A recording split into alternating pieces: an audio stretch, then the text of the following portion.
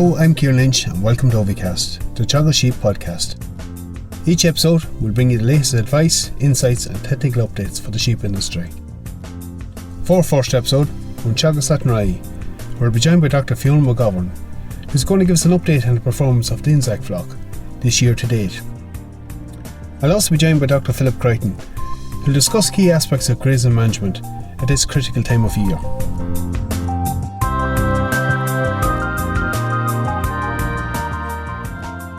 I'm joined now by Dr. Fiona McGovern. Fiona, you're very welcome.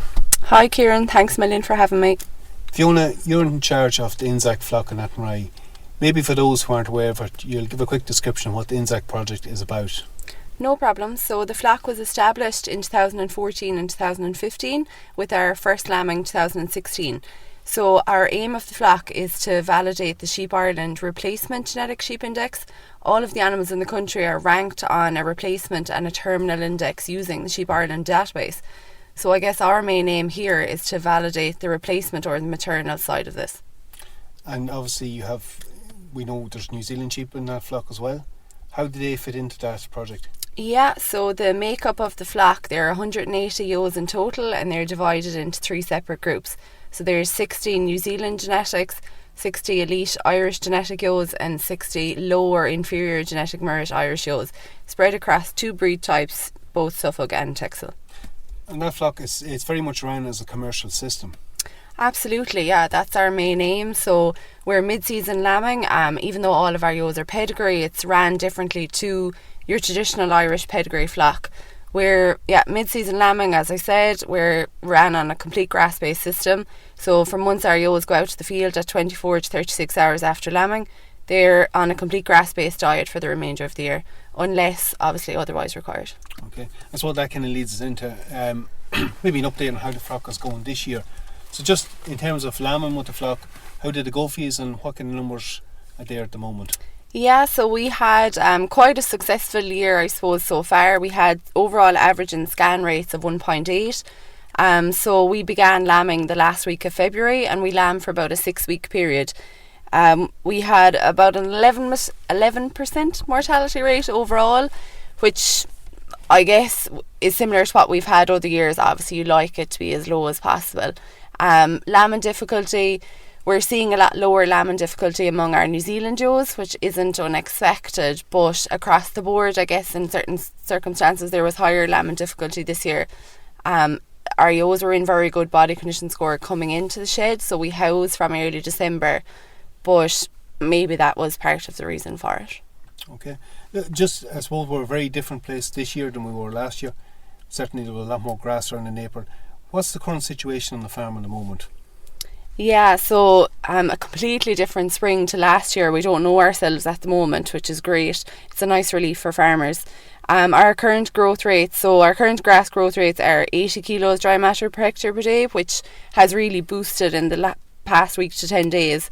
Our current demand is at 60 kilos. So to deal with that, you're in excess at the moment. Did you get through that first rotation or have you dropped paddocks out? So the way we set up each of the farmlets, each of our groups graze on a separate 5-hectare farmlet, which is split into 4 grazing paddocks. So for our first rotation, we actually dropped a paddock from each of the farmlets. So about 20% of the area from each group was taken out for silage, and that's actually been cut this week. Okay, so that's going to go into the winter feed. Yeah, absolutely, and I suppose it was great from the first rotation to get such an area ground out for silage and good quality silage. So that kind of brings you back in a check.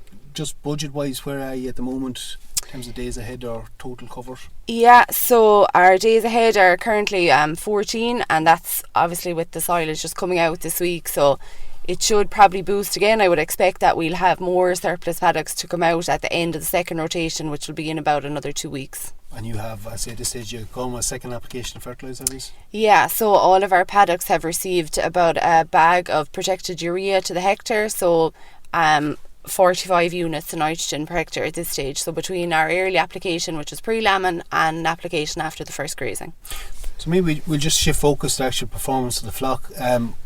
Look, from the grass point of view, obviously you're off to a better start. Have you any measurements of growth rate at the moment, or how have the lambs performed this spring?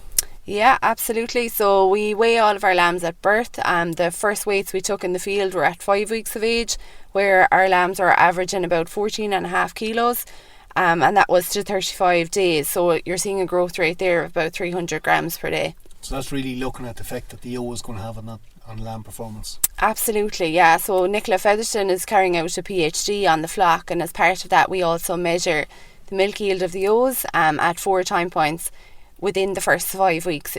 So we look at milk yield using the weigh, suckle, weigh method, and we've seen a difference in our milk yield across the groups, where our New Zealand and our 5-star Irish ewes are producing higher levels of milk than our 1-star Irish ewes. So that's part of trying to look at why we see such a variation in performance in flocks. Absolutely, yeah. When lambs are at a young age, the majority of their diet is milk, and there's quite a high conversion ratio of milk to meat or muscle tissue in a young lamb. So it's interesting to be able to monitor and see where the lamb is getting its nutrition from. So just look from a health point of view in the flock at the moment, any kind of key health aspects you've looked at or treatments you've gone in with? Yeah, absolutely. So we do have some history of coccidia in the flock.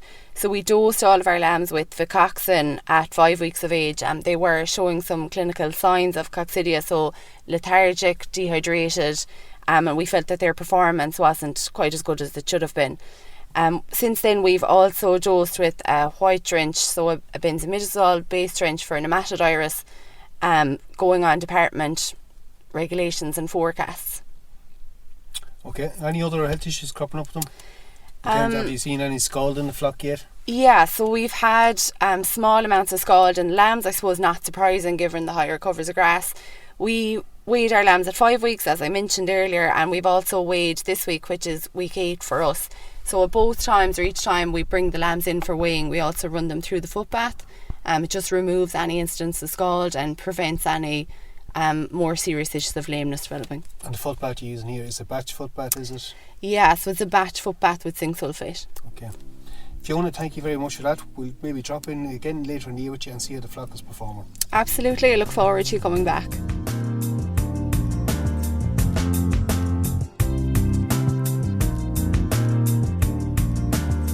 Joined now by Dr. Philip Crichton. Philip, you're very welcome. Thanks, Kieran. Philip, we're maybe just going to look at grazing management for the coming month ahead. Very different ball game this year than last year. We're in a different scenario, throwing up its own challenges. Maybe we'll just start off by looking at what are the targets on sheep farms at the moment for the coming month.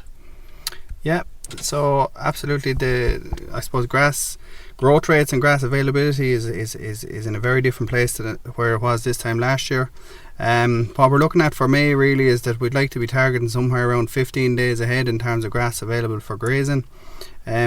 Because of our very strong spring growth rates, which are continuing right through at the moment, with average growth rates up around 70 or 80 kilos of grass trimmer per hectare per day, that means that covers are building all the time. So we really need to start taking action in terms of controlling that days ahead figure. If we start letting that get up to 20-25 days ahead, quality is going to deteriorate very rapidly. We're going to be grazing, higher than desirable covers of grass, and that's going to have a negative impact on lamb performance leading up to weaning. And I suppose it really is a month that we need to keep focus on, but there is a reluctance out there to reduce it down to 20 or to 15 days ahead at the moment. There's no negative impact of that given the growth rates. No, I mean, I suppose look, for people that are grass measuring and doing a grass budget every week, over time they'll build confidence. I suppose maybe for people that aren't, yes, there is a fear maybe that you'll take too much grass out or whatever, and that's maybe, it needs to be something that's done in baby steps maybe, and take decisions, leaving yourself maybe a little bit of room. But the key thing is that action is taken and it's not allowed to spiral. Look, Phil, you mentioned with strong growth rates, heavier covers. In terms of pre-grazing yield or pre-grazing sward height, what are we looking at ideally at the moment?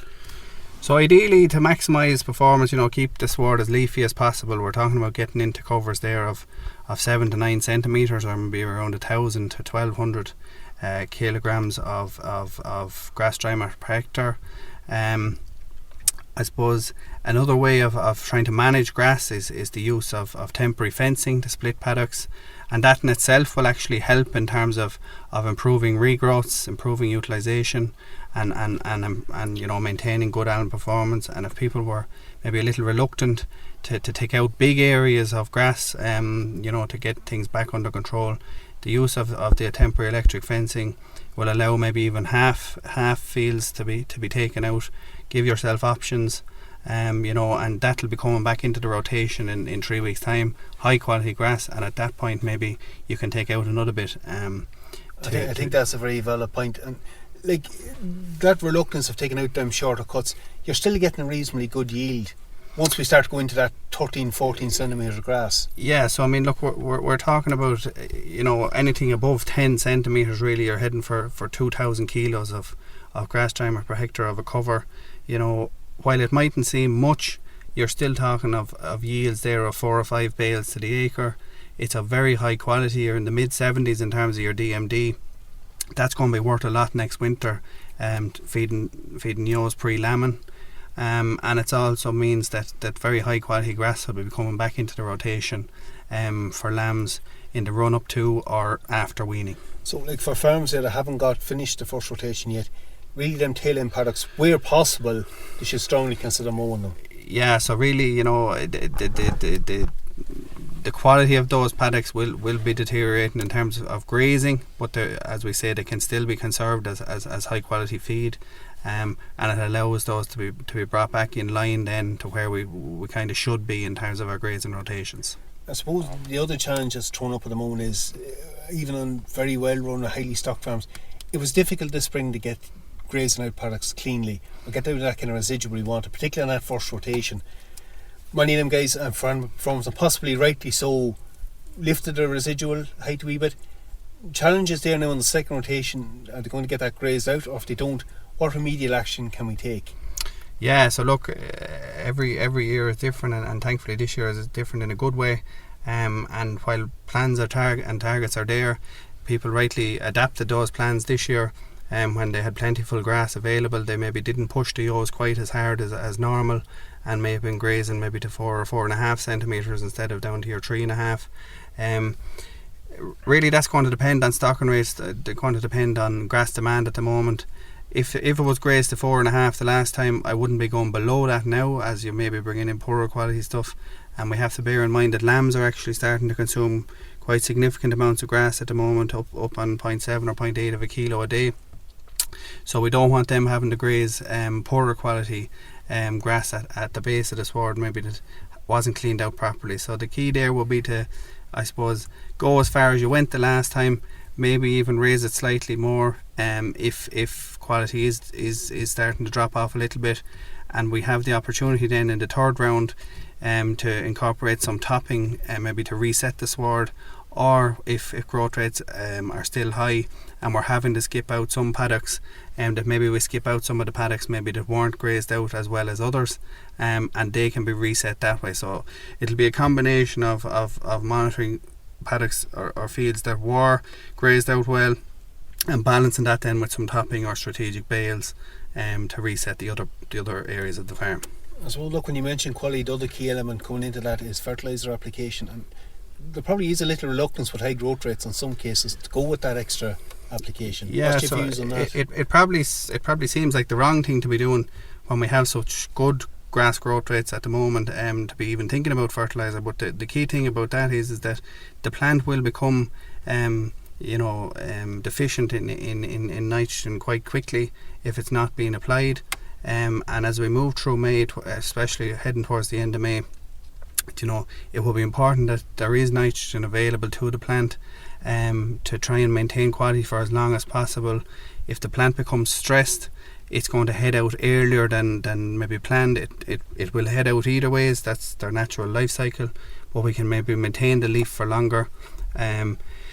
Even small amounts of nitrogen applications down around 10 to 15 units to the acre post grazing can help maintain quality that way. So you'd be recommending a trickle feed as we progress in the coming weeks? Little and often. There's no point in going out with big amounts, driving things out of control and just making a bigger problem for yourself. And look, I suppose the other element of fertiliser will come up, and I'm just conscious when we were talking about taking bales earlier, it's a good chance to go compound on it, and I suppose maybe particularly too on fields we remove surplus bales from, because that is taking nutrients off the ground, so that's the other aspect maybe we need to focus on.